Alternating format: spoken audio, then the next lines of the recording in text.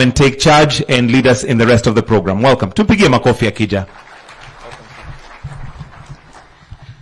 Your Excellency, the President, allow me to stand on the already established protocols. Your Excellency, this is the inaugural Kenya Urban Forum.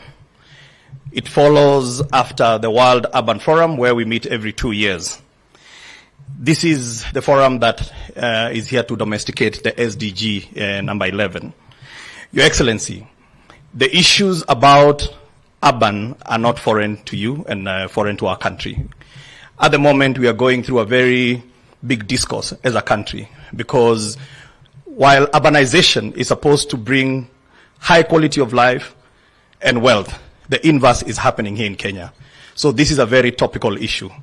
Your Excellency, we will be discussing in the next 3 days how we are going to sort out our urbanization issue so that we don't keep on kicking the can down the road as we have done in many years. So, Your Excellency, without further ado, it is my great pleasure now to invite Her Excellency, the Governor of Nakuru, who also happens to be my governor, to come and officially welcome us. And she will play a dual role as you come. She will give her speech to welcome, and also she is going to speak on behalf of the chair of the Urban Committee for the COG. Welcome, Your Excellency. Makofi.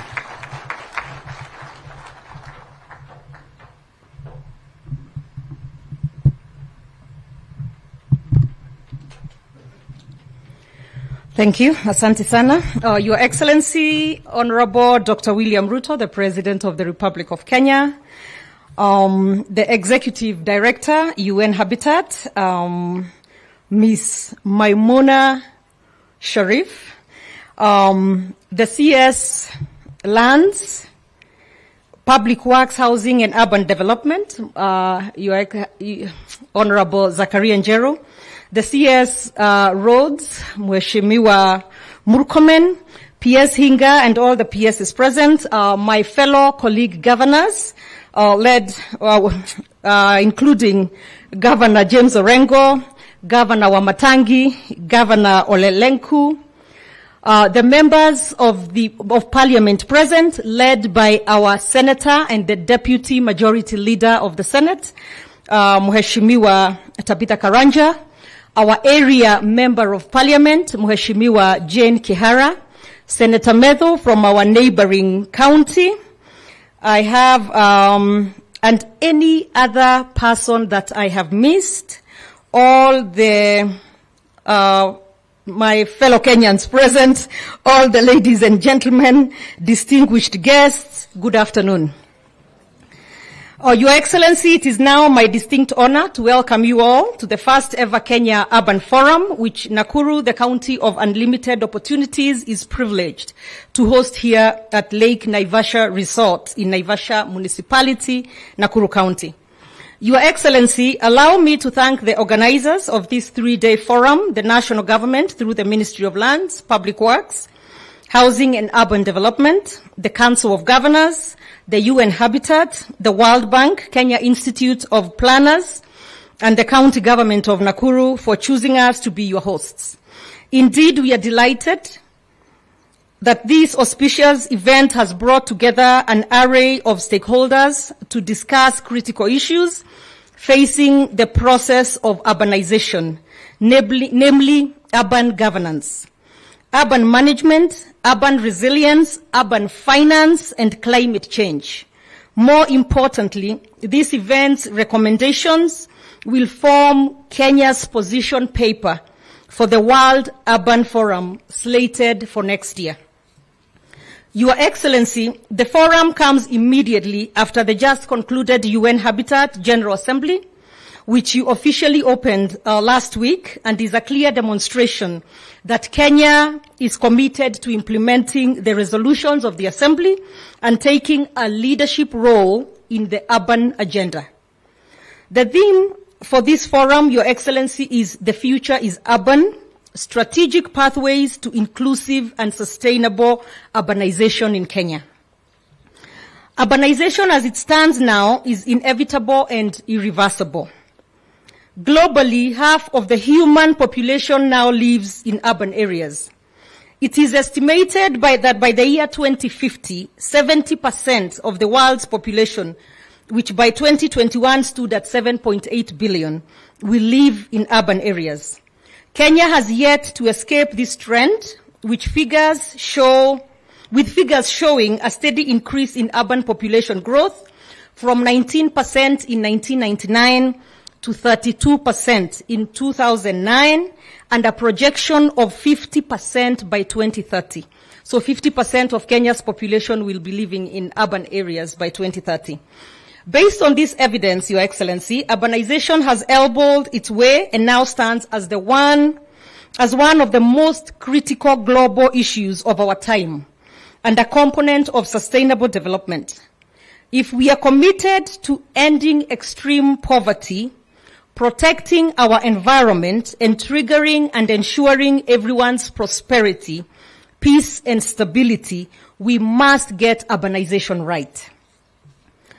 On the 1st of December 2021, Nakuru municipality was conferred with city status. Your Excellency, with the new status, Nakuru, which is Kenya's youngest city, was thrust into a myriad of challenges of growth in urbanization. How was Nakuru to handle and accommodate waves of people, mostly the youth, who will move to the new city seeking jobs and a new life? How prepared was Nakuru city to tackle the challenges of poor planning, low infrastructure investment, poor governance, rising insecurity, and weak institutional capacity in the face of the new status? How was Nakuru, the new city, to hold and take long strides in its new status amidst increasing poverty levels, widening inequality, natural disasters, economic downtowns, and negative environmental impacts? Moreover, how are the managers of the new city prepared to prevent Nakuru from descending into a city festooned with slums and informal settlements? The answers to these questions lie with us here today, Your Excellency, in this forum. Since Nakuru acquired city status, it has demonstrated tremendous growth and ability to grow with its remarkable achievement in sustainable governance and management in urban areas. We have achieved this through a series of development initiatives that have immensely contributed to the progressive growth of the county's economy. We have been able to borrow and share ideas with already developed cities of Nairobi, Mombasa, and Kisumu on what to adopt, what to discard, and what to have in the pipeline. These experiences will be shared further during the forum's city-to-city peer learning sessions. Your Excellency, the County Government of Nakuru is fully committed to implementing the Urban Areas and Cities Act 2011. I can report that apart from the city of Nakuru, the county has chartered three other municipalities, including Gilgil, Naivasha, and Molo, while three others, Maimahio, Njoro, and Maunarok, are on the roadmap to being chartered as municipalities. The county is also in the process of classifying 6 towns, namely Subukia, Kabazi, Amalo, Mwisho Walami, and Bahati, and Elbagon, and 20 market centers based on the criteria established by the Urban Areas and Cities Act of 2021. Your Excellency, urban mobility is very crucial in any city or metropolitan area. Our administration here in the county is highly grateful for your commitment towards completing Lanet Airport, which forms central access to our mobility plans. We have initiated programs to develop a public transportation mobility master plan to enhance connectivity between the city and other urban areas. We sincerely seek your help developing the master plan to link the airport, road, railway, and non-motorized transport. We had a recent move to bring back matatu business to the city, which has dramatically improved money circulation in the city, improving our revenue collection, and our business people happy about it. However, we are developing a bus terminus in the city to mitigate and control the matatus in the city. The long-term effect is to contribute to the economic development of the county and surrounding regions. Your Excellency, our government has rolled out at the county a 6-point agenda that addresses challenges and promotes livable and sustainable urban areas and cities. Our first urban agenda aligns with the new county spatial plan, which you will be launching for us later here today. We intend to have all our urban areas surveyed and planned in line with the spatial plan to be, that will be launched today. We shall also adopt a regenerative strategy for each municipality, town, and select market centers. This is because most of these urban areas have decayed over the years, and that is why we have adopted the regenerative approach to revitalizing these urban areas like Olenguruoni, because they are the future of our urban economy. My government aims to have all municipalities, towns, and markets gain a competitive advantage. For instance, Joro municipality will be a hub for agricultural aggregation and education through Egerton University and the soon-to-be commissioned Egerton Agro City Industrial Park. Thank you, Your Excellency, for your unmatched support towards the Agro City Industrial Park. As a county, we plan to automate and implement the Land Information Management System, the LIMS. And we are also looking forward, Your Excellency, to working with the national government to resolve land caveats imposed in Joro, Molo, Kuresoi South, and Kuresoi North sub-counties. Excellency, Your Excellency, ladies and gentlemen, Nakuru County has taken cognizance of impact of climate change on urbanization. Our government has rolled out a comprehensive solarization program that will cover all our urban streets and spur economic growth in every urban center. I'm hoping that we can achieve a 24-hour economy. Your Excellency, the solarization project will also power our essential services, such as the Nakuru Teaching and Referral Hospital, which requires a 24-hour power supply, and other hospitals, including the ones here in Naivasha, and also cover disaster centers as well. And this will help lower the cost of operation and maintenance services. Your Excellency, I can tell you that when I came into office, and as we stand right now, I have a power bill in the county of 170 million shillings. So we must be able to find a way to lower our power bill so that that money can go to development and provide water and other necessary services. Your Excellency, with the new entry of electric motorcycles to curb unsustainable practices that have led to biodiversity loss, we hope that Nakuru will be the first county to establish a power charging point in line with your vision of having electric motorcycles. Your Excellency, the other day I was glancing across some social media pages, and I saw someone joke, and I don't know, and it said something like, if you're on an electric motorcycle and it rains, do you get electrocuted? Just joking. So, and in our quest to maintain Nakuru County as one of the cleanest counties, we have embarked on greening and beautification programs in the urban areas, tree growing in line with the 15 billion national tree growing goal, and cleanup activities. As a county, we have a goal of 250 million trees in the next 10 years. It is ambitious, but we are sure that we shall be able to do it. Soon, Nakuru City will boast of at least 3 streets with the most canopy in Kenya. Furthermore, we have adopted, as I complete, Your Excellency, clean energy technologies such as solar energy, enhanced non-motorized transport, promoted energy use efficiencies to reduce greenhouse gas emissions, installed air quality monitoring sensors, and rehabilitated Gyoto dump sites through greening, site fencing, waste compaction, waste segregation, waste recovery between the organic and inorganic, and making environmentally friendly products such as roofing tiles, eco-tiles, green comb fertilizer, and fire briquettes from the waste. As a young city, Your Excellency, Nakuru has prioritized the development of housing stocks in the city and its urban areas, which is one of your big legacy agendas, Your Excellency, and we want to support it fully because Nakuru needs more houses for our people. We have a current target of 10,000 housing units. Currently, 5,469 housing units are underway, underscoring the need to build more. Sorry, Your Excellency. The first phase is 10,000, but the goal is 50,000. So we have rolled out the first phase. So we are rolling out the first phase. And I'm happy to report that a total of 605 units are under construction in Bondeni, which we visited together, Your Excellency. Affordable housing, in the Bondeni Affordable Housing Project. We are also finalizing a strategy for mapping all available public land across the 11 sub-counties in line with your ambition and efficient plan of housing Kenyans. We plan to launch a housing regulation strategy to take stock of housing. I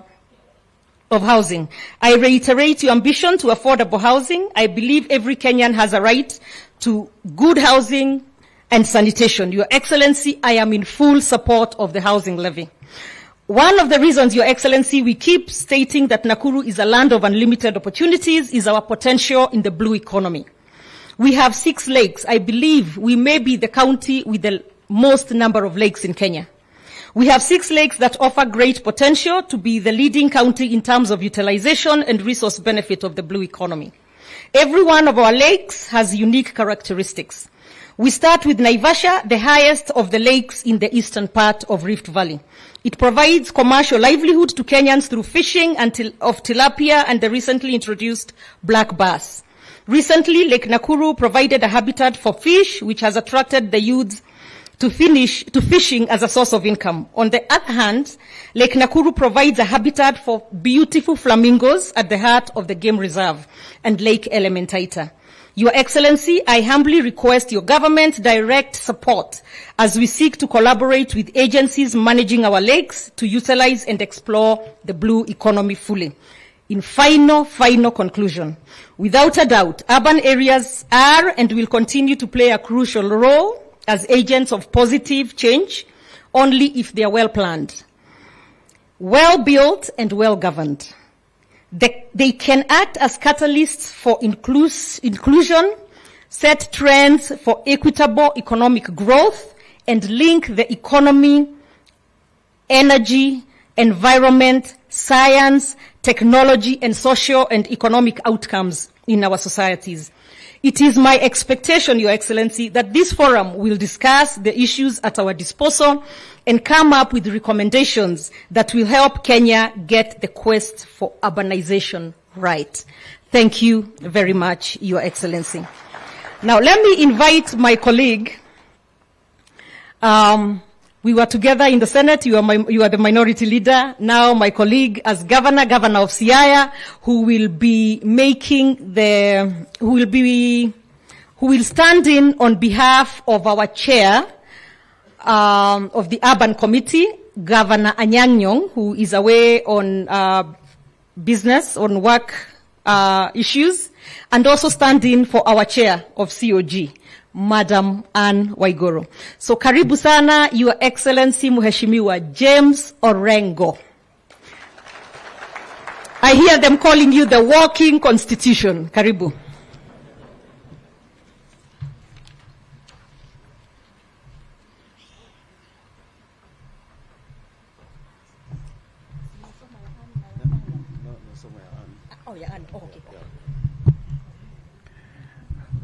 Thank you very much, Susan. I wear 3 hats. One on behalf of the chair of the Council of Governors, and one the hat of the chair of the committee, our Lands, Housing and Urban Development Committee, Professor Anyang' Nyong'o, and another hat as a member of the committee. Your Excellency, Dr. William Samoei Ruto, the President of the Republic of Kenya, Cabinet Secretary Honorable Mwangi Njeru, Cabinet Secretary Honorable Kipchumba Murkomen, Mr. Charles Hinga Mwaura, the Principal Secretary, State Department of Housing and Urban Development, Your Excellency, Honorable Susan Kihika, who is our host governor, Honorable Senator Tabitha Karanja, Honorable Jane Kihara, and other members of parliament and senators who are here, Your Excellency, Madam Maimuna Sharif, the Executive Director of the UN Habitat, and the delegation from the World Bank. As I continue, it will not be James Orengo. This is the speech I'm reading on behalf of the Chair, Her Excellency, Madam Anne Waiguru. Allow me first to begin by expressing my most sincere gratitude to be part of this first urban forum. Secondly, it is encouraging to see that this forum is the first to bring all important players from Kenya and beyond together to discuss the urban agenda. This demonstrates the enormous and growing importance of the urban areas for development. The theme chosen for the conference, namely strategic pathways to inclusive and sustainable urbanization in Kenya, is very important and timely, especially since it comes at a time when we just hosted the United Nations Habitat Assembly under the theme of a sustainable urban future through inclusive and effective multilateralism, achieving the sustainable development goals in terms of global crises. Your Excellency, over the years, concern about urban sustainability has received more attention in the global development discussion. At the center of this discussion is the Sustainable Development Goals, particularly number 11, which is sustainable cities and communities, whose mission is to make, and I quote, make cities inclusive, safe, resilient, and sustainable, and the new urban agenda. The Sustainable Development Goal number 11 and the new urban agenda represents a shift in international development cooperation from a focus on poverty as a rural phenomenon to recognizing that cities, especially in the global south, are facing major challenges with extreme poverty, environmental degradation, and risks due to climate change and natural disasters. As you may be aware, one of the most significant changes in the world is the rapid growth of the urban population. Africa is undergoing a pronounced and accelerated urban transition. A quarter of the world's 100 fastest growing cities and 3 of the world's mega cities of more than 10 million people or more are in Africa. Africa's entire urban population is predicted to quadruple in the next 50 years. These demographic changes will increase the urban population of the continent to more than 50% by the year 2035. With an estimated 230 million new residents arriving in African cities and towns over the next 10 years, urbanization is one of the most important forces influencing Africa's structural evolution. Kenya, just like many other developing countries in Africa, is characterized by rapid urbanization. It is estimated that 31.5% of Kenya's total population live in urban areas and cities. Kenya's fast urbanization has its inherent challenges, such as the proliferation of unplanned settlements or slums, inadequate access to essential services, and growing insecurity and increasing poverty and inequality. Managing these growing cities and urban areas has become a major challenge in Kenya. This is well acknowledged in the Kenyan Vision 2030, Kenya's long-term development blueprint. Your Excellency, in response to these urbanization difficulties, the government of Kenya adopted the National Urban Growth Policy, which aims to offer a framework for sustainable urban growth in Kenya. This policy clearly identifies urban economy as one of the core pillars to sustainable urban development, in addition to urban management and urban core functions of planning, urban infrastructure, and disaster and risk management. In the same breath, the Constitution of Kenya 2010 and the Urban Areas and Cities Act 2011, which was amended in the year 2019, obligates the devolved unit to classify urban areas and cities, as well as set up institutions for governance and management of urban areas and cities. To date, country governments have established over 90 municipalities across the 47 counties. Given that these institutions are still in their infancy, a lot needs to be done to support them realize their mandate. I wish to thank you and your government for initiating urban financing through the Kenya Urban Support Program and the Kenya Informal Settlements Improvement Program. Urban areas have experienced significant shifts because of these undertakings. I also wish to acknowledge and thank our partners, the World Bank, Foreign, Commonwealth and Development Office, African Development Bank, French Development Bank, and the UN Habitat for the continued support towards strengthening the urban governance in the country. We now have the institutions and urban infrastructure in which we take pride of as a result of these efforts. As I conclude, Kenya's urban development financial shortfall remains enormous. The contribution of the national government and various donors to subnational urban development efforts is limited, leaving a considerable annual shortfall that must be covered. Given the county's evolving demographic trends, these investments levels will need to rise. I urge you, Your Excellency, to consider creating a national urban fund to address this void. The Council of Governors will provide any support that may be required to strengthen the management of our urban areas. Once again, I thank you for this opportunity and wish you fruitful deliberation as we deliberate on this substantive agenda. Signed by the Chairman, Anne Waiguru.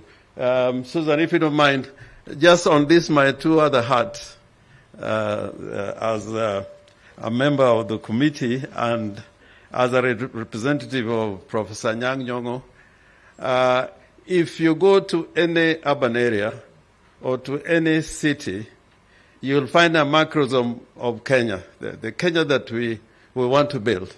Is not found so much in the rural areas, but in the cities and in the urban areas.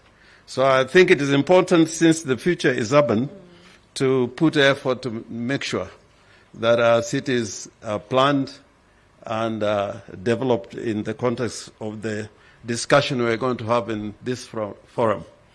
And wearing my hat as Governor of Siaya, just let me say this, since Susan also wore the hat of Governor of Nakuru. Your Excellency, you remember I had a discussion with you, and subsequently I had a discussion with the Cabinet Secretary, my friend, Honorable Kipchumba Murkomen. There are two pending businesses. You remember the two roads you're talking about, Your Excellency? And the rice mill, Your Excellency, that business is still unfinished, is unfinished business. So I was delighted to see Honorable Murkomen here. Homa Bay, the CIA is just next to Homa Bay. So next week, you don't need to take a plane. You can drive across from Elgeyo Marakwet. It's about 100 kilometers, and you'll be there. And Your Excellency, there's a very, very important lake in our region. It's the biggest oxbow lake in the continent. The dikes around the lake collapsed 2 weeks ago, and it led to a major disaster. And we are thinking of building an eco-city around this lake, Lake Anyaboli. It lost about 80% of its water volume, and the flooding affected even Busia more than it affected Siaya. So we are appealing particularly to the national government and to the UN agencies to save this oxbow lake, which is the biggest oxbow lake in the continent. And if I knock your door, please keep the door open. And if it is not very well open, I'll ask my friend Murkomen to make the right noises so that I can reach you. The visit to Siaya, which we were supposed to make, and with Busia, I'm waiting anxiously. And bring Susan along, because I go a long way with his father. So if you come, we can twin Nakuru and Siaya. Thank you very much, Your Excellency. Thank you so much, Governor James Orengo. You are also a man I truly admire. Your Excellency, let me just have the members of the County Assembly of Nakuru stand up. We'll give them an opportunity, maybe one or two of them, when we go to the next meeting to speak, if that's okay. But they are here in their numbers, they support you, but there's an agenda, they will talk with you outside there. Thank you very much. Yes, Wamariamu, yes. Thank you. Now, Your Excellency, let me take this opportunity to invite my two sisters here, the area MP of Naivasha and the Senator of Nakuru. If you can come here and just briefly, a minute or two, since we are in your areas here, Jane, it would be wrong to not have you say something. And as they come, Your Excellency, our one major thing for the business people here in Naivasha, they've been crying a bit quite about, not the word crying, but you know what I mean. Naivasha was once a tier 1, and it was downgraded to a tier 2. So that is one issue here in Naivasha that they really want to make sure that we get it back to a tier 1. Karibu Mheshimiwa Jane Kihara, the area MP. Thank you. Thank you very much, my Governor. Your Excellency, Dr. William Ruto, President of the Republic of Kenya, and no protocols observed, because there are many, I don't want to make a mistake. This is to welcome you here in Naivasha to bring this important forum. Your Excellency, you have all my issues. You know I have been to your office many times, but I have not gotten most of everything. So in front of these people, I'm seeking an appointment. Because this was not my forum, I don't want to tire you. But what the Governor has already said about our degrading this great constituency such that we don't get the businesses we need, especially from the government. It boils to losing jobs and also agricultural supplies to the hotels. Please consider. I have been to Waziri Murkomen's office. We have an airstrip here. And I have been telling him, this is a place we can have affordable housing. We can have football or rather soccer. We can have a market. Because I don't see it being used and it's near strip anymore because of encroachment. If it's going to be used, then let it happen. If it's not going to be used, please let it be used for something else. Hiyo yote ni yako, ni ya serikali hii ambayo unaongoza. Otherwise, karibuni sana I hope to be able to see you so that we advance what we have started. God bless.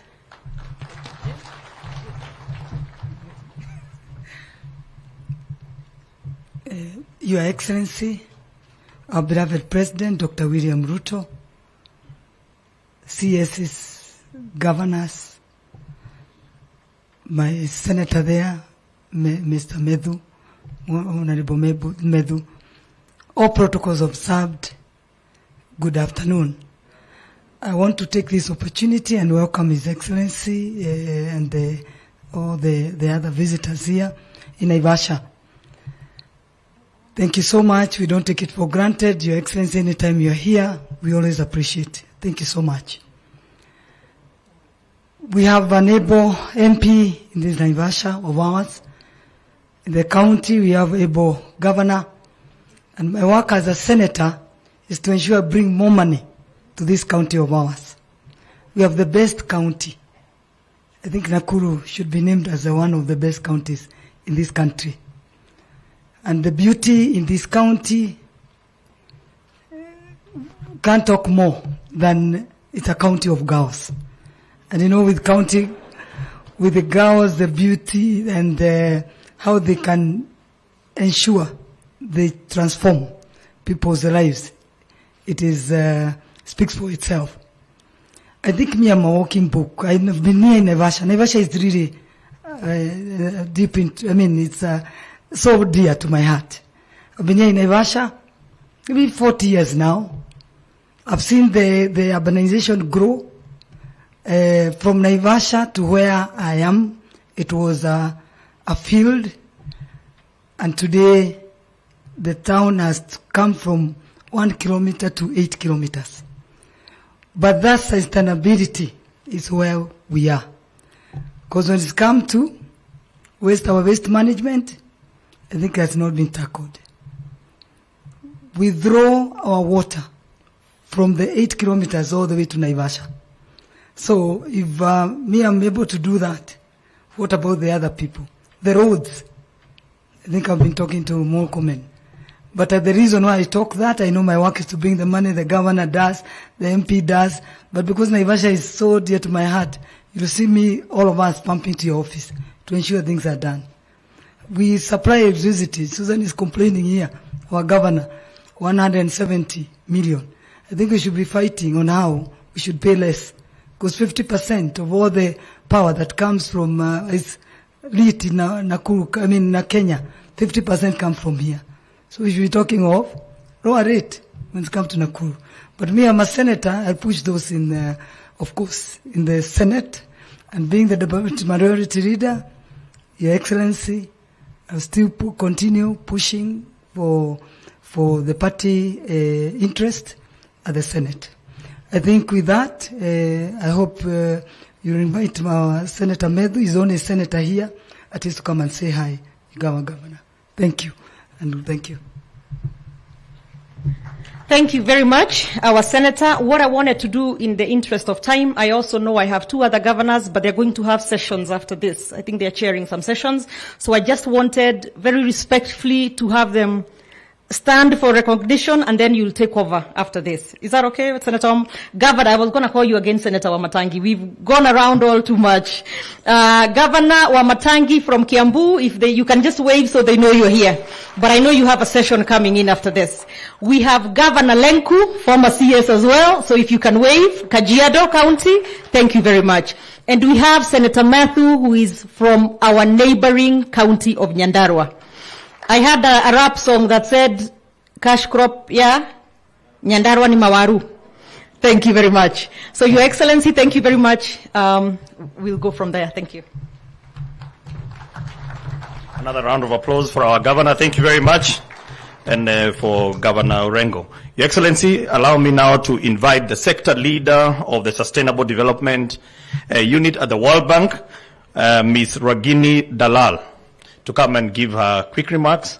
And as she comes, Your Excellency, let me recognize that almost 100% of the urban financing at the moment is coming from the World Bank, so they are truly walking the talk. Thank you so much.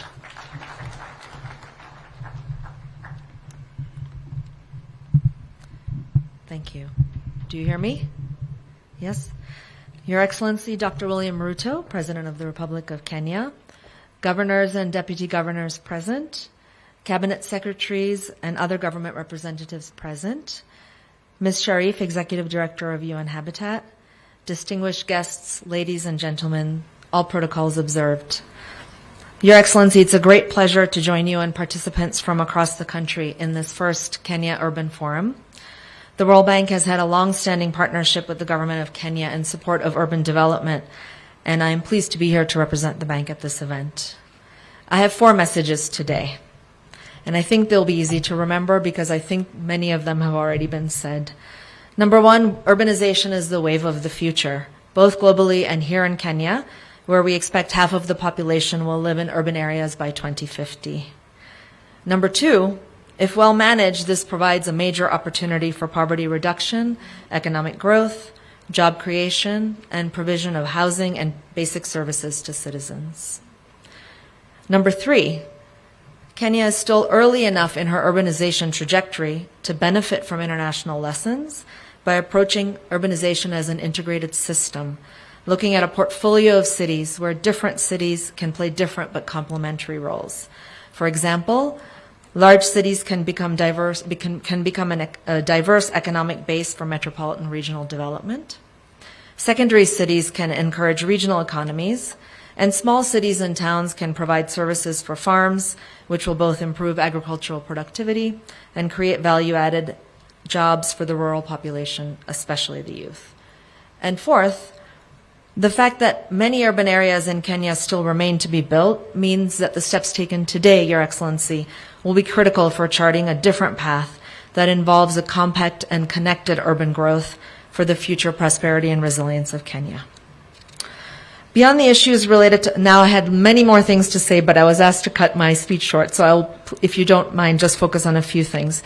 Beyond the issues related to planning, financing, and capacity building, 2 cross-cutting issues plague Kenya's urban areas, and those are poverty and climate change. Your Excellency, the unplanned growth of cities is exacerbating the problem of informal settlements that do not deliver services to the poorest.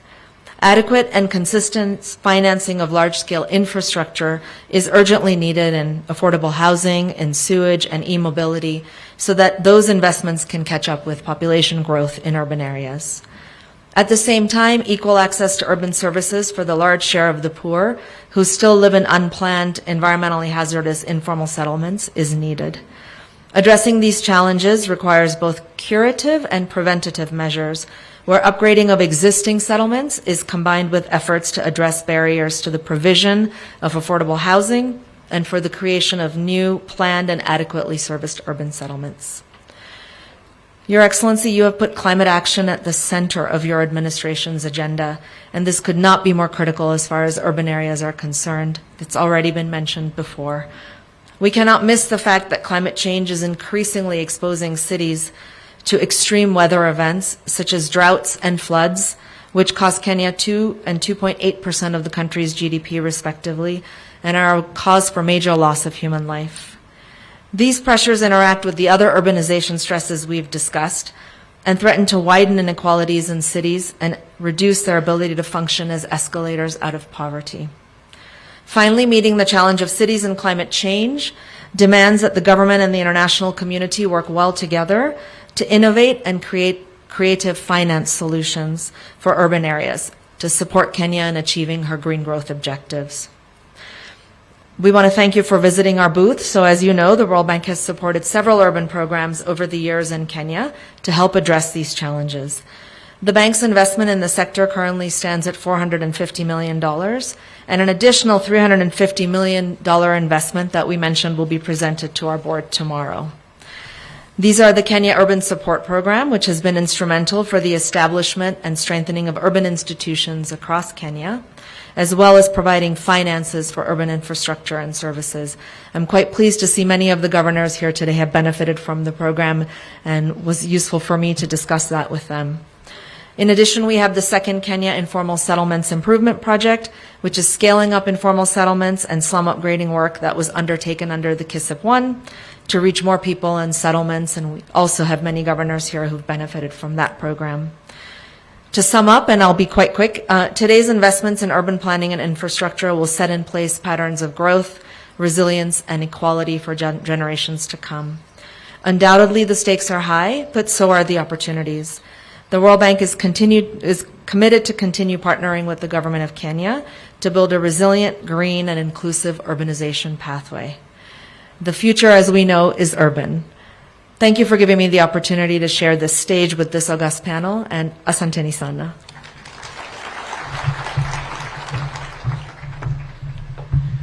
Thank you very much, Ms. Dalal. And now, Your Excellency, it's my great pleasure to introduce the Executive Director of the UN Habitat. This is an organization that we are very proud of. Madam, you can come, Madam Maimuna Mod Sharif, that we host UN Habitat. This is one organization, Your Excellency, that has a very huge responsibility of dealing with SDG number 11. And as Kenya, we are championing and lobbying other members in the world to fund UN Habitat because it has a huge mandate but very little funding. Welcome, Edie. Thank you.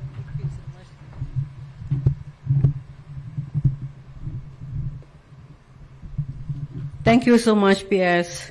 Your Excellency, Dr. William Samuel Ruto, President of the Republic of Kenya, Honorable Mr. Zakaria Nyaru, Cabinet Secretary, Ministry of Land, Public Works, Housing and Urban Development, Honorable N. Waiguru, Chair of the Council of Governors, Honorable Madam Susan Kihika, Host Governor of Nakuru County, Honorable Governors, distinguished delegates, colleagues, friends, ladies and gentlemen, all protocol observed. A very good afternoon to all of you. Habaria Uzuhuri. Your Excellency, Mr. President, please allow me to thank you once again for officiating the just concluded second session of the United Nations Habitat Assembly in Nairobi. Asante sana, sir. Your address to the 137 member states in the presence of 90 ministers was truly inspiring. Your words continue to give me the much needed vitamin P, vitamin passion, to serve and support member states to implement the new urban agenda to achieve the sustainable development goals. Let me convey to you the appreciation from the 5,000 delegates from all around the world for the hospitality generously offered by the people of Kenya, by your government, and for having showcased to the world how Kenya is addressing its urban-related challenges. The magical Kenya.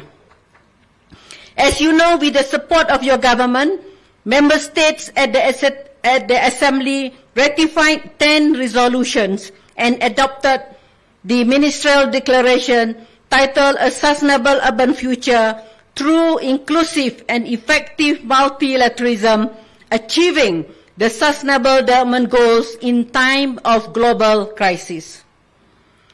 Your Excellency, distinguished guests, ladies and gentlemen, like other countries in Africa, Kenya's future is urban. Out of the total population of 53 million, more than 32% now live in cities and urban areas. Kenya is also experiencing an urban growth of 3.7% per annum. The challenge of our time is to harness the power of urbanization to align the needs of the people, the economy, and the city. We are at the moment in time that will never come again. It is the moment to get urbanization right, to make sure balance between rural and urban needs. Kenya is already a leader in the implementation of the devolution process. What we need now is to help each other strengthen our own resource collection, define their unique selling point, and co-create unique economic offerings. Furthermore, I am also inspired by the speech of Her Excellency Mama Rachel Ruto at the First Ladies Roundtable during the second session of the Habitat Assembly, where she highlighted community level and other bottom-up effort to widen job creation at the local level. Kenya's rich and diverse culture can be a source of inspiration for unique county-level products. However, as you rightly pointed out, the sustainability of such effort can only be achieved if we take care of the most basic right. Affordable housing and slum transformation will need to be financed. This is in line with the thought of His Excellency President William Ruto, as he highlighted the key role of adequate housing as a basis for sustainable urbanization at the just concluded UN Habitat Assembly. UN Habitat has been supporting municipal revenue enhancement, waste management, mobility system, and non-motorized transportation system in many counties. We have also been involved in the resettlement of refugees in Kolobeye. More recently, UN Habitat also embarked in new initiatives such as Nairobi River Regeneration and Blue Economy for 6 coastal counties in Kenya to unlock the economic and environmental potential through linkages between land and sea planning, waste management, and ecosystem protection. We must now capitalize on this initial investment by the European Union into a dedicated spatial development plan to attract both local and foreign direct investment. The inaugural Kenya Urban Forum, a KUF, under the theme Strategic Pathways to Inclusive and Sustainable Urbanization in Kenya, enable country-level stakeholders to develop strategic avenues for localizing SDGs. I hope all the counties taking part in this first Kenya National Forum will be ready to declare their action. No more declaration, but declared action. Both new and completed ones. And you please declare your action at the World Urban Forum in Cairo, Egypt next year from 4th to 8th November 2024. I also urge the Kenya Urban Forum Secretariat and participants to take note of each of the 10 United Nations Habitat Assembly resolutions as the basis for the Kenya Urban Forum outcome document. By doing so, we leverage on the knowledge generated from such forum to inform policy, local action, and ultimately service delivery. Excellencies, this can be the start of the Habitat Country Program document, which will be launched in a short while. This one includes 4 areas: improve land management and sustainability plan human settlement, improve access to housing, promotion of innovative mechanism, and climate change. As I conclude, sir, I would like to reflect on our discussion in the State House 2 weeks ago about the journey to elevate the urban agenda in the following upcoming event. I look forward to your continued championing the urban agenda at the UN Habitat and of UN Habitat at the high-level political forum in New York next month, the SDG Summit in New York also in September, the Africa Climate Week, the COP28, even though you say will be the last COP, I still remember that, and the Summit of the Future in 2024. And once again, let me assure you, Mr. President, UN Habitat commitment to work with your government towards the elevation of the outcomes of both the UN Habitat Assembly and this 3 days Kenya Urban Forum as we help Kenya become a beacon for the implementation of the new urban agenda in the world. Thank you very much. Asante sana. Sorry, PS a bit long. No problem. It's good. Thank you so much, Executive Director. Your Excellency, allow me to recognize the presence of my colleagues, 2 PSs here present, Joseph Mbugwa for Roads and Joel Arumanyang, Public Works. And we have a lot of MDs of state corporations and municipal boards and municipal managers. Your Excellency, now it is my great pleasure to invite my Cabinet Secretary. And as my Cabinet Secretary comes, Your Excellency, I want to, because I'm not coming back here again, I want to leave you with one thought. 11 years ago, we built Thika Superhighway. The one thing that, which is very topical for this forum, is that everybody made money who was along that road. Some pieces of land have gone up by over 2,000 times. Only government has been unable to extract value. We are in a very great discourse about taxation in this country. Urban areas are the theaters of economic development. We want, as we finish this forum, to come back to you with very specific plans on how we shall contribute to the kitty in this country, because it is wrong that today, CS Murkomen, to build BRT on Thika Road, we have got to go back to the exchequer. Yet, Thika Road has made a lot of money for everybody else.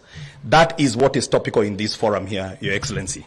So, with those few remarks, allow me to invite my Cabinet Secretary to come and make his remarks and invite you. Thank you so much. God bless you. Thank you very much. Your Excellency, the President of the Republic of Kenya, Dr. William Samoei Ruto, all other protocols observed. Your Excellency, mine is to thank you very much for finding time to come here today when we are launching the first Kenya Urban Forum. We know your schedule is very busy, so we don't take it for granted, Your Excellency. Your Excellency, the theme of the Kenya Urban Forum 2023 is "The Future is Urban." And what I want, you face the person next to you, give your hand and tell she or him that the future is urban. I can't hear you. Very good. Very good. Now that we have confessed that the future is urban, the sustainability of our cities, of our municipalities, of our township and market areas is something of great concern. Because we know urban areas should have the ability to provide for socio, economic, political, environmental needs for the current generation without necessarily jeopardizing the future needs of the future generation. And that is why we should continuously respond to challenges that come with urbanization. Your Excellency, much has been said. But one thing I know for sure, during this forum, there's a lot, we are going to have a lot of interactions where we are going to, within the 3 days, we'll come up with shapes and models that will help in the urban development agenda of this country. Also, Your Excellency, this conference has brought together various stakeholders in the urban sector, where we are sharing ideas, where we'll share experiences, where we'll share best practices, where we'll even share our failures. Because at the end of the day, we want an inclusive, resilient, livable urban plans that will meet the needs of our Kenyan citizens. So without much ado, ladies and gentlemen, can all be upstanding as I invite His Excellency, the President, to address us and later officially open the Kenya Urban Forum 2023. Welcome, sir.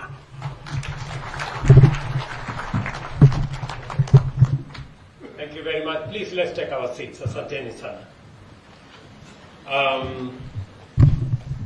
Ministers present, Principal Secretaries present, Your Excellencies, Governors, Members of Parliament, Senators, the membership of the County Assembly of Nakuru, distinguished participants and delegates, good afternoon. Last week, at the launch of the second session of the UN Habitat Assembly and Madam Maimuna has spoken to it, I participated in a forum that reflected at great length on the urgency, challenges, and opportunities in connection with sustainable urbanization. I am encouraged by the number of highly engaged major stakeholders in the area of human settlement and especially urbanization that I have been able to engage with before and even today. Clearly, urbanization is a defining trend of the next phase of socioeconomic development, is a matter that should occupy us immensely because sustainable solutions are urgently needed to enable our countries govern effectively and serve efficiently. Urbanization is a general human trend at all times. However, rural poverty, underemployment is driving increasing numbers of people to urban areas in search of opportunities. In our part of the world, urban centers have historically developed only limited capacity and cannot serve large populations adequately. Even before the current tide of runaway urbanization got underway, our urban authorities were already struggling to provide for comparatively modest populations. At independence, for example, Kenya was a rural nation of 9 million people. Only 8% of this population was urban. Now, Kenya is urbanizing at the annual rate of approximately 5%, one of the highest in the world. 34% of our population today live in urban centers. And by 2050, 50% of all Kenyans will be living in urban settlements. That is phenomenal. It is a challenge, but it is also an opportunity if we work smart with the interventions that we have. Rapid urbanization coupled with low growth of essential housing, water, energy, transport, sanitation, and other infrastructure has intensified demand, leading to such manifestations of unbearable pressure as unplanned and unsafe developments, poor sanitation, and hazardous pollution, crowded and unsanitary housing, and poor access to other goods like education, healthcare, and security have hugely expanded. The unprecedented growth of our urban areas is therefore of unplanned, uncontrolled, and unsustainable type. Over 50% of urban residents inhabit informal settlements. Statistics from the government of Kenya show that we have 1,411 informal settlements, slums in our country, with close to 7 million people living in those informal settlements.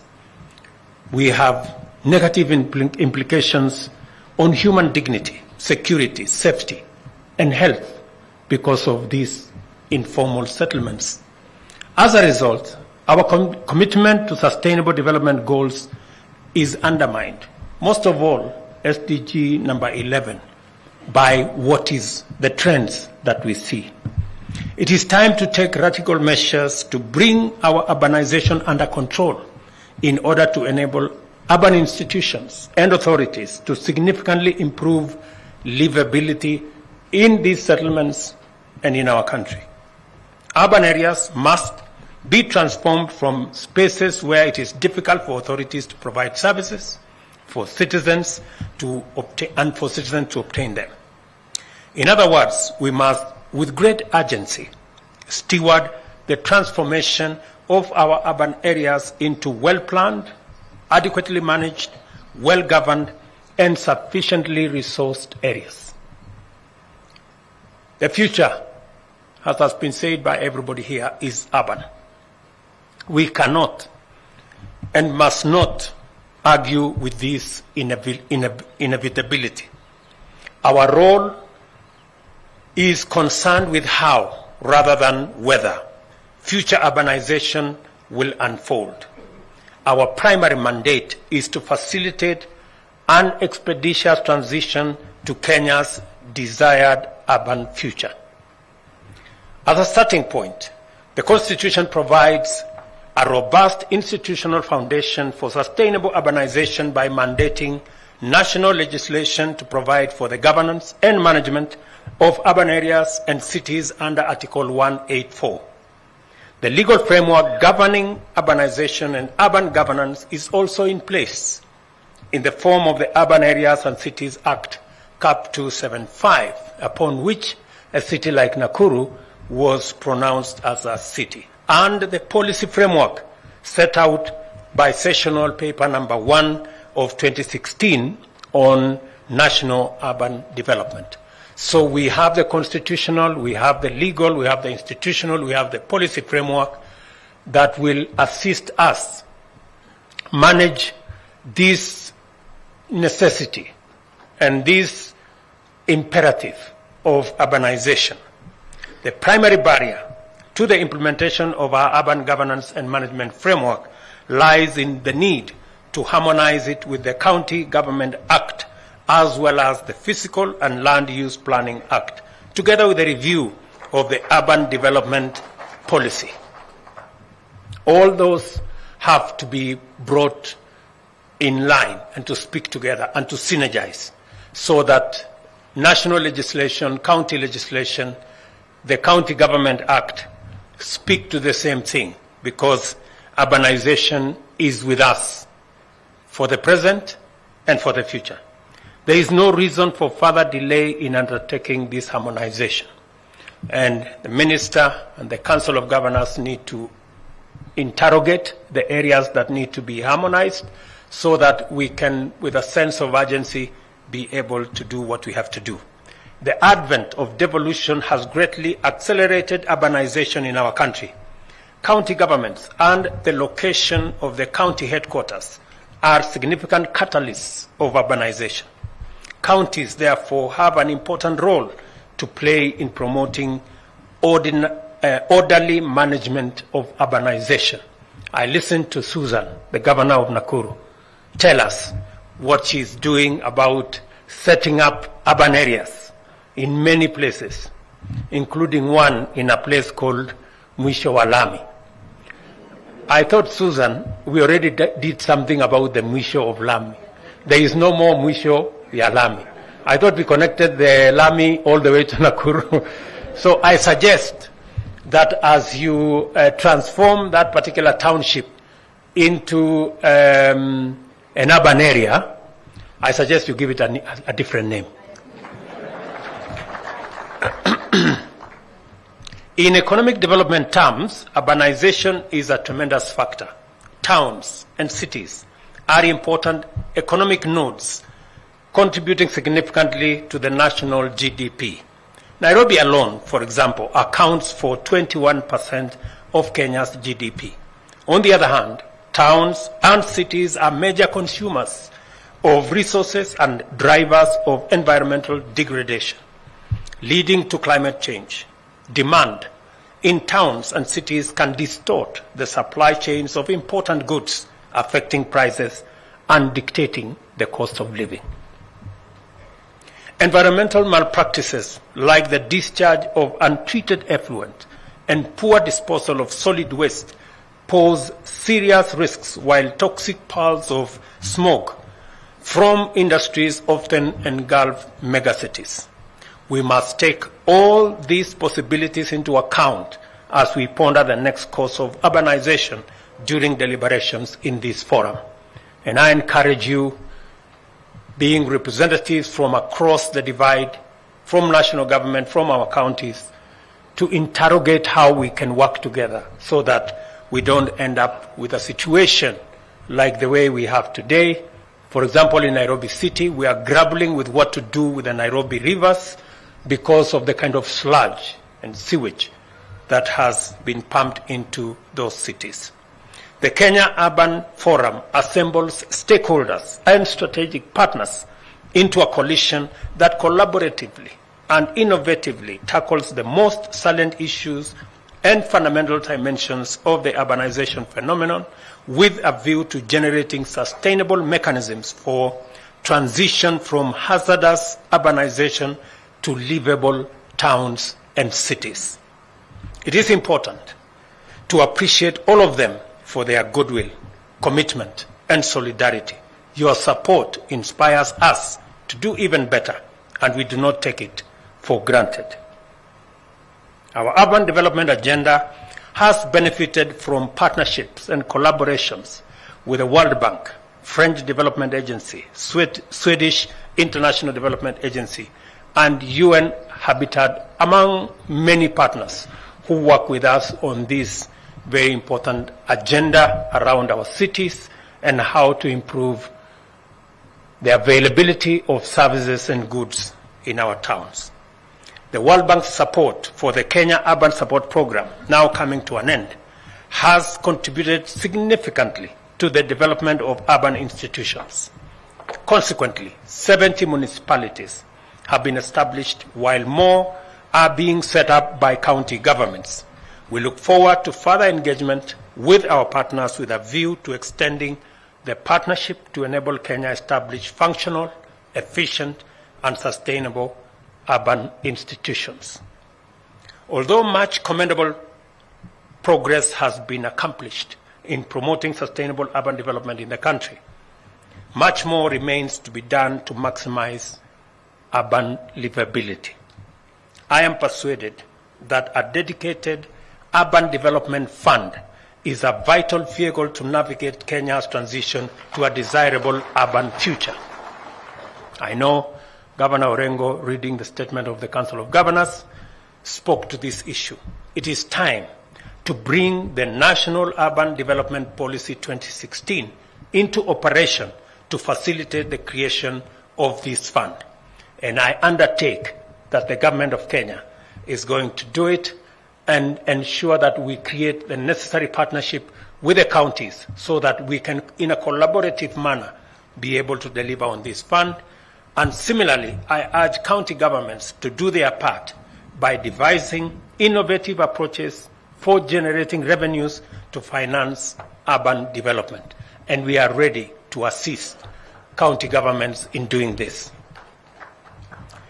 We have integrated affordable housing as a critical pillar of our national bottom-up economic transformation agenda, not only to deal with affordable housing supply gaps, but also as a means of creating employment for millions of our citizens. For the sustainable urbanization imperative to materialize, it must translate into an affordable housing program at its core. And I think I have spoken to this issue severally, and I want to repeat that as we work on the housing program, we've committed ourselves that we are going to roll out the construction of 250,000 houses every year. It is not just about houses. Yes, the houses are important because 7 million of our citizens today live in slums. We owe it to them, to their dignity, and to the well-being of our citizenry, and to the future generations. All our children will be in cities. I hear some people say, how is building a house in the city going to help me? I am living in some rural place.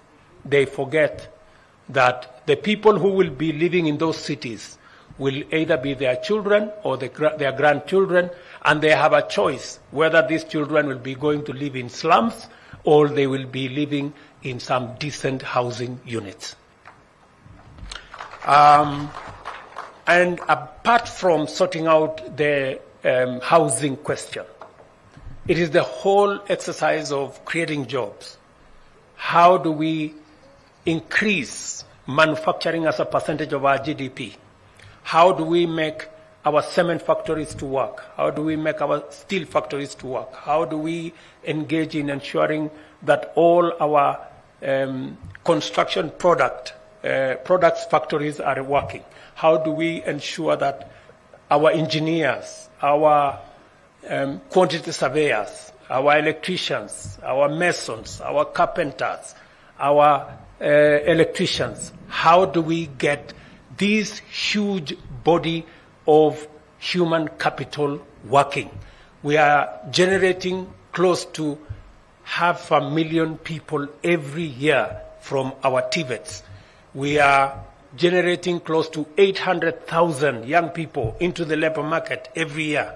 It should concern us as citizens. How are these people going to be meaningfully engaged? We are spending, as I said earlier, we are spending $5 billion, 650 billion Kenya shillings every year in the education of our citizens, from primary school to university. What is our plan to ensure that the output of this great investment contributes to the development of our country? How do we ensure that the women and men who get out of this channel of education, training, and acquisition of knowledge are meaningfully engaged?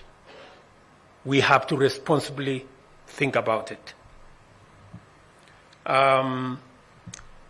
You have convened for the purpose of rigorously engaging views in order to form a fuller appreciation of the state of our urban affairs and then develop strategic pathways towards inclusive and sustainable urbanization.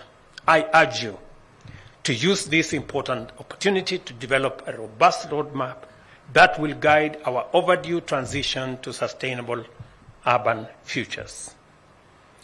I wish all delegates fruitful deliberations and convey the government's commitment to our shared agenda. I want to thank all our partners for working with us in this very important space, and I look forward with great anticipation to receiving a report of your proceedings on how we are going to manage urbanization into the future. The Kenya Urban Forum, the first in the Republic of Kenya, is now officially opened. Thank you very much, and God bless you. Sorry.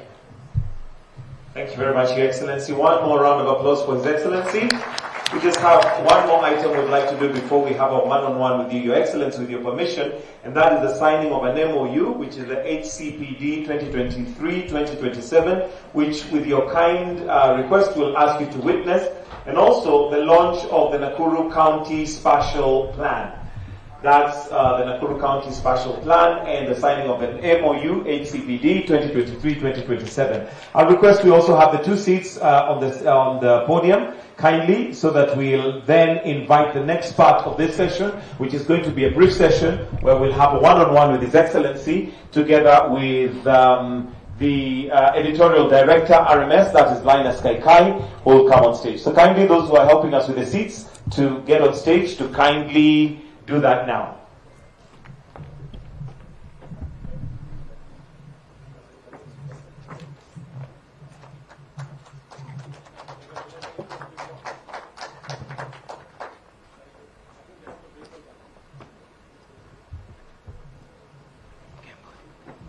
We may now take our seats. Kindly, we can sit down.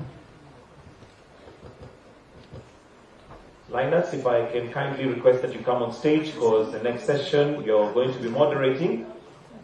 And for the benefit of introduction, Linus Kaikai is the editorial director, Royal Media Services. He's going to be moderating this session with His Excellency immediately after the signing of the MOU and also the launch of the Nakuru County Spatial Plan.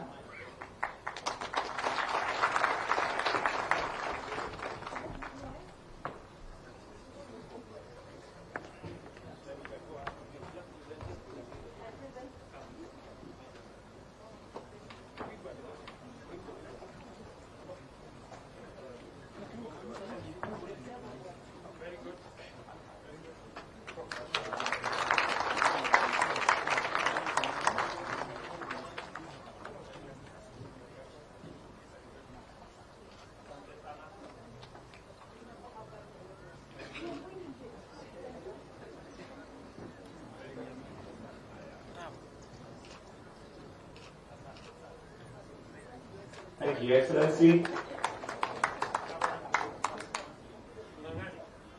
A kind request that His Excellency will then join Lioness Kaikai on stage to have a brief conversation.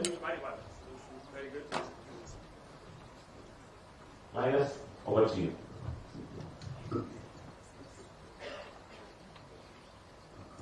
Thank you very much. And Your Excellency President William Ruto, our conversation will come quite broadly from the remarks you have made. And I've picked something that you've said about your mandate to transition the country to a desired urban future. And there's something you've pointed out there as a standing problem.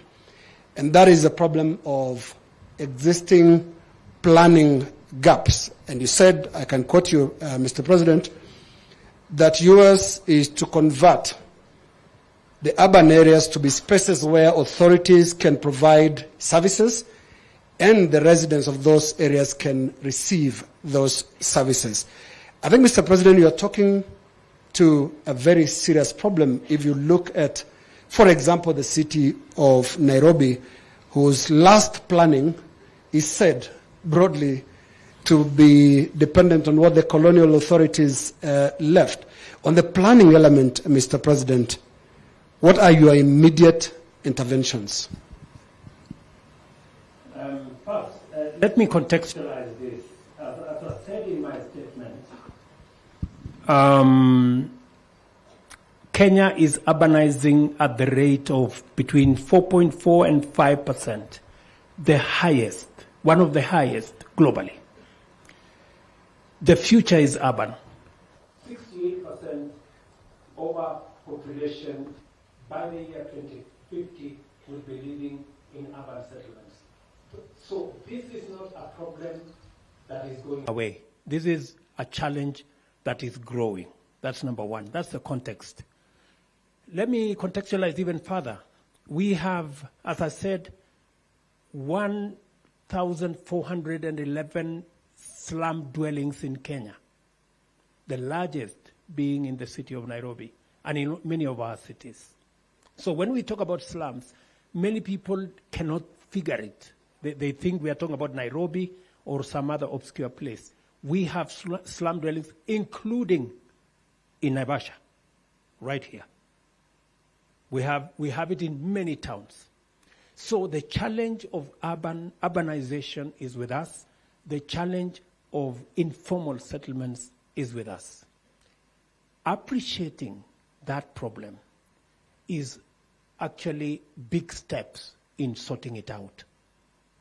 It is part of the reason that we thought through this problem, and that is why housing is one of the programs that informs my administration's agenda.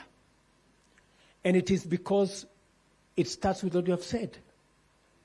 We have not appreciated the planning aspects. And because we have not appreciated the planning aspects, that is why we are unable to plan for goods, for services in our urban centers. And what is going on is that because it's unplanned, because there's no program, you end up with informal settlements. So the moment you address yourself to this challenge, the moment you start to plan how you're going to build your cities, how you're going to provide for housing, then it informs where the markets are, where the schools will be, how mobility will be planned, where what kind of categories will be built where. So the planning element rolls in, because you cannot run the housing plan without first having a proper plan. So PS Hinga and CS Njeru will tell you that is what we are grappling with. And it starts with digitizing land records, which is an exercise that is going on in earnest. We have committed a lot of resources in that direction, ensuring that we understand what parcels are where, who owns them, so that we can plan for it efficiently. And with the whole subject of housing, it is not, as I said, it's not just about housing, because many people, when they think about it, many people are asking me, Mr. President, who told you we need houses? You know, this is the question that people keep asking me. But you know, the same people are asking. There's actually one that asked, Nani hana kwao?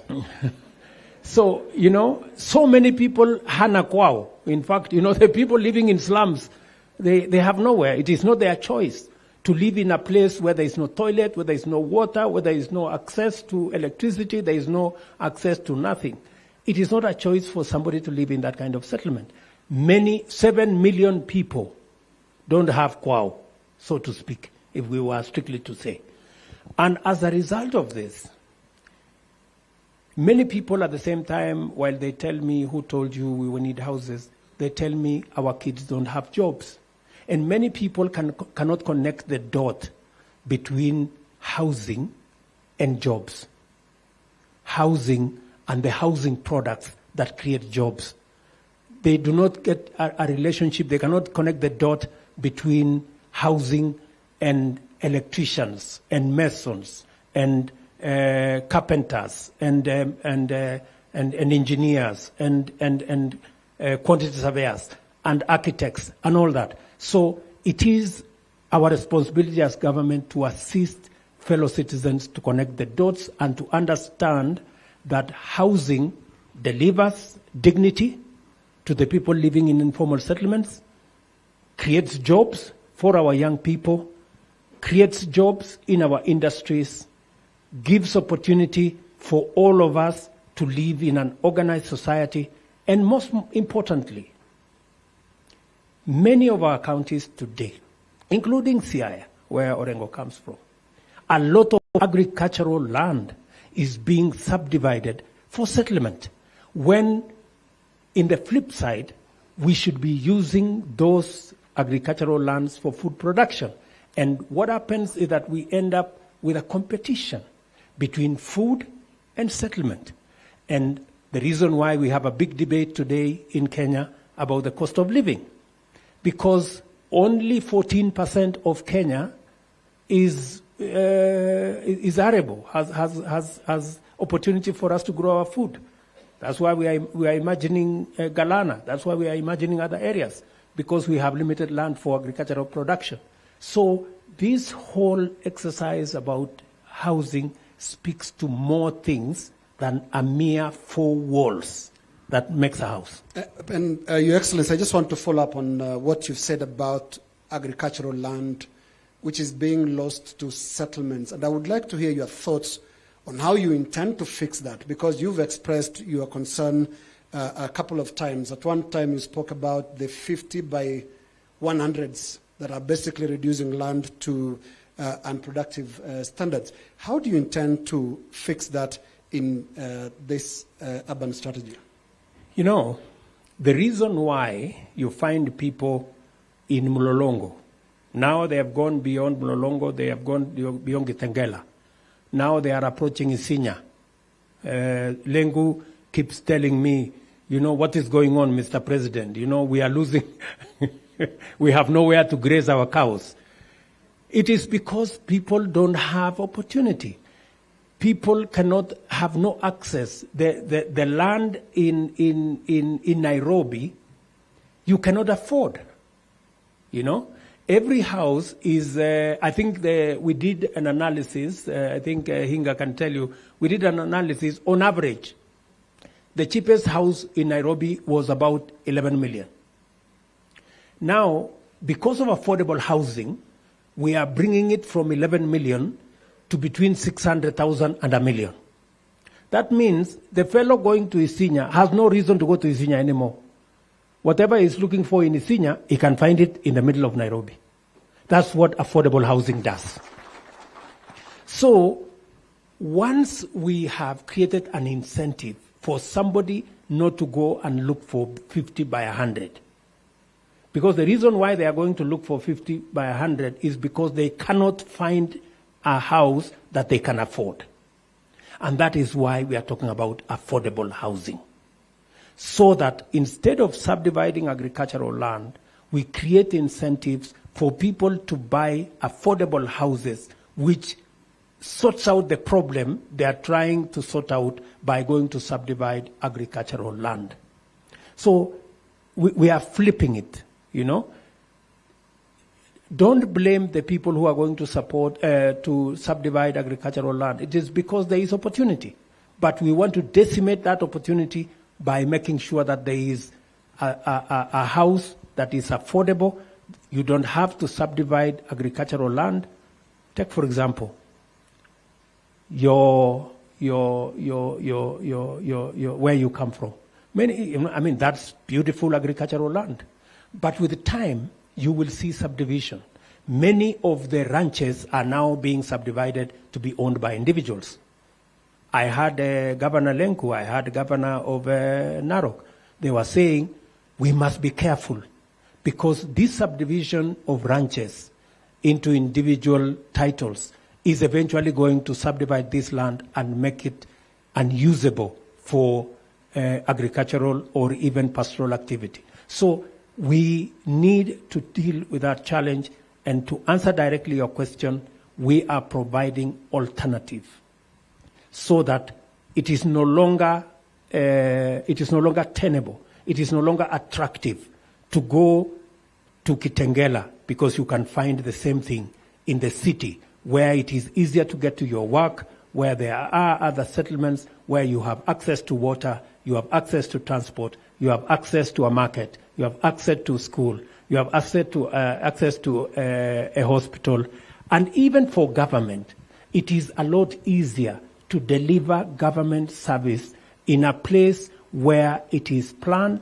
and we can keep all settlements in one place. It is easier to deliver water, it is easier to deliver transport, it is easier to deliver all services rather than stretching every service to people living in different parts of our country. Thanks, Your Excellency. You speak of incentives, and I would like to hear, at a policy front, where is the interface with the counties? Because you mentioned land that is being lost that used to be agricultural going to settlements.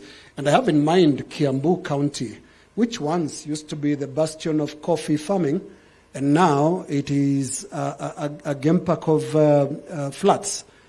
What are those incentives? And at the policy front, what is the conversation going to be like between your government, the national government, and those in the counties? By the way, if there is one place the counties and the national government have a convergence of action and ideas and a concurrence of agreement, it is on housing. Every county that I can remember, every county have actually identified a place for us to do affordable housing because they see the opportunity to provide for housing for their citizens, to create jobs for their counties, to create industry for their counties. Kiambu, you have mentioned, Governor Wamatangi is here. We've had many conversations with Governor Wamatangi. In fact, Governor Wamatangi is among the counties that have given us the most number of plots for us to do affordable housing because they see the opportunity. And they also see the danger of land fragmentation and the subdivision of agricultural land for settlement. They appreciate, they see it, and that is why they are working with us on affordable housing. So on this particular subject, I think the national government and the counties are aligned.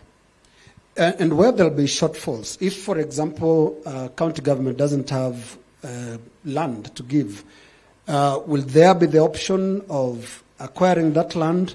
And how do you intend to address the concerns that compensation for land, especially on huge government projects, giving the SGR as an example, is sometimes too costly? If the SGR alone could do the upwards of 30 billion just in compensation of land, you can imagine how much affordable housing may cost before the project even takes off. The good news, however, Linus, the good news here is that either by default or by design, we have a lot of national government or county land that is available. That's the good news. And secondly, we have worked with the counties, and many of the counties are willing to engage with people who own land in their counties so that that land can be made available. And for your information, in some of the instances, we do not even have to buy the land, even if we don't have it. What we do is we enter into a partnership with owners of land so that we develop the locals' housing and it is shared between the owners of the land and us as government who are developing. So we create a win-win where government comes up with the plans, we put in the infrastructure, we put in the sewer system, the roads, the electricity, the water, into a private person's land, and we share the outcome of the development. So since it's a win-win engagement, we do not necessarily run into the challenge you have mentioned. But speaking to the subject of land compensation, I have taken the position that we spend a colossal amount of money. Today, we have a pending bill of 50 billion Kenya shillings on land compensation, which to me is unjustified. And unfortunately, many of these values were arrived at through means that are not correct. There is an incestuous, forgive the word, relationship between those who value the land, those who award the grants, and finally the people who pay. You know, and that is why I have said that we are going to change the law so that National Land Commission will do the compensation, they will identify the land, but it will be valued by the Ministry of Lands. And we want to account. We want to hold everybody to account. I know the National Land Commission is uncomfortable. I think they have said they will go to court, which is okay. But I will not allow the National Land Commission to continue on this spending spree. I know, for example, that there are people who have stepped forward to say, even for land that was worth 1 million shillings, characters went and told them, why don't we make it 2 million shillings so that we can share the money? You see, how can I preside over that kind of nonsense? I will not. I will not allow that to go on. You know, I have a responsibility to the people of Kenya to make sure that their money is spent appropriately and they get value for money. Thank you, Excellency. And I would like us to keep on the thread of accounting for every penny. And the concerns when it comes to your affordable housing plan has been about the governance of the fund. Because you're dealing with a country and a background that has a scandalous past. People still remember of the NSSF days and how money was lost in housing schemes that never took off. How do you intend, Your Excellency, to make this different, to make every coin that people are going to contribute to the affordable housing scheme to be accounted for? It is justified that in the past we have not used public resources, and the era of NSSF housing comes to the mind of many Kenyans. It is also true that we have a housing problem. It is also true that we have an employment problem. It is also true that by engaging in housing, we have the possibility of not just sorting out the housing problem, the unemployment problem, and the manufacturing problem. Are we going to walk away from our program in housing, which has the potential to sort out our slum problem, to sort out our manufacturing problem, to sort out our unemployment problem, because we are scared that governance might run into trouble? it is our responsibility to sort out the governance. We must not allow governance to stand in the way of the huge opportunity that we have to transform our country. And it is our responsibility. And I have said that I am willing to look Kenyans in the eye and to say the buck stops with me, and I will answer for it. Thank you, Excellency. Just two more areas to cover because our time is running out. And one is the trust deficit that emerges in this conversation around the housing strategy. How do you intend to plug that? Just for ordinary people, like the gentleman asking, kila mtu akona kwao. How do you intend to win that and to build and win that trust? I think where this conversation is today, Linus, it is very different from where it started. I hear now many people saying, yes, we need to consider, because they've come to understand the relationship between our housing plan and jobs for their children, and opportunity for them to for manufacturing, the opportunity for us to improve on our slum dwellings and provide dignity for Kenyans who today live in conditions that are subhuman, if I may say that. So many people are beginning to appreciate. Initially, many people were wondering, what are these houses about? But the more Kenyans realize that this is about the employment of our children, and we have 800,000 young people getting out of college, school, university every year, then they begin to appreciate that if this is going to sort out our unemployment challenge, if this is going to bring back our manufacturing as a percentage of GDP, then this is an important program. Let me also tell you, Linus, that even as we do that,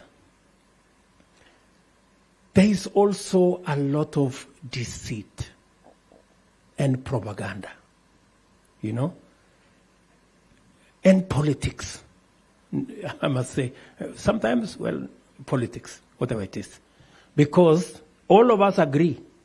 I have never come across one leader who does not agree that housing will sort out our problem. All our manifestos on both sides of the political formation had housing. Today, one side of the divide have changed their mind about housing. It is not because they have a different conviction, but it's because they want to play politics. I think as a nation, there must be a fine line between what we can play politics with and what we can do together as a country. And finally, the media. Huh?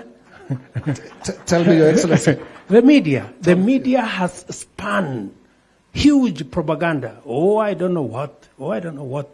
Sometimes we try to understand that the media supported a different candidate and their candidate lost. But surely they should move on. I mean, the election is over. And you know, we are a democracy. Nobody is going to be held. I mean, it would be foolhardy for anybody to think that everybody is going to support you. It's not possible. And you know, in a democracy, people make choices. But you can't penalize them because they made a different choice. You know, we are a democracy. If everybody should support the candidate of their choice. But once the election is over, surely, we should be gentlemen. We should be democratic to say, okay, I supported a different candidate, but since this character won, I don't like him very much. But because it is democracy, let us support what is positive, what is good for the country, and oppose when it is necessary. I have no issue. I'm not sure, Your Excellency, whether questions about affordable housing have taken political party lines. We've seen questions from people who come from all regions, including regions that voted for you, Your Excellency. And just in the accountability question where the media normally comes in, and we've seen articles in papers and commentaries in television and all that, all pointing at how that money will be accounted for. Mr. President, the country is scarred by NSSF. And the question that is being asked is, how do you ensure your affordable housing program does not create new billionaires that NSSF created in yesteryears? I have told you with clarity that Parliament is going to discuss the housing levy fund and how it's going to be managed. The board, the oversight board, will be representative of both government and the private sector.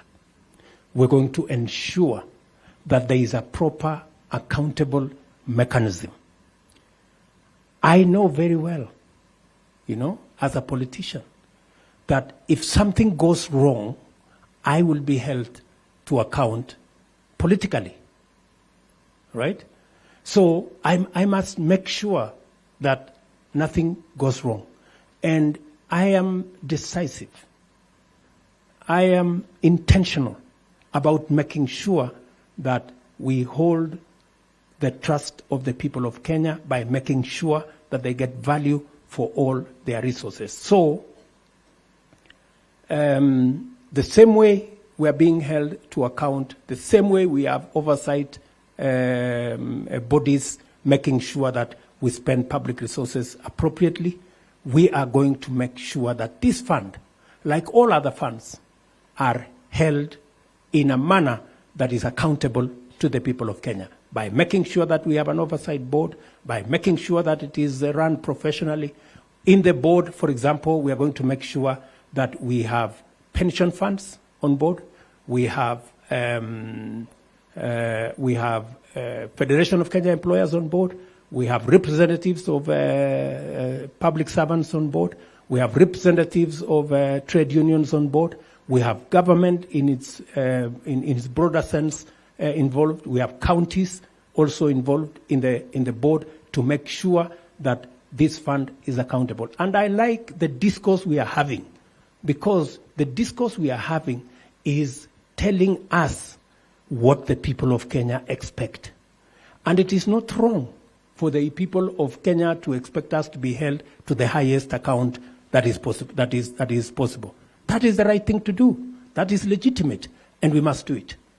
Mr. President, if you could quickly just clarify the space of the affordable housing program by your government, and also other schemes that existed before your program came into space. And on the 29th of June last year, when you launched your manifesto ahead of the election, you spoke of pushing mortgages from 10,000 to about 1 million through existing banks and other schemes. Do you still have your eyes on that, or everything is now going to affordable housing in the government? Yeah. We are firmly on it. In fact, I think you maybe you didn't get our program right. Our intention, which still stands, was we have close to 30,000 mortgages, not 10,000, about 30,000 mortgages. It is our intention to move mortgages to between 1 million and 2 million under our program. It is the same program. It was not about existing programs, because in any case, existing programs then only generated 1% of affordable housing. All the other 90-something% were houses that could not be, many Kenyans could not afford. That's why they were getting out of town. The affordable housing is going to be the avenue for us to increase our mortgages from 30,000 to 1 million, by God's grace, to 2 million. Thank you, President. Our last question, so that we allow you to move to your next engagement.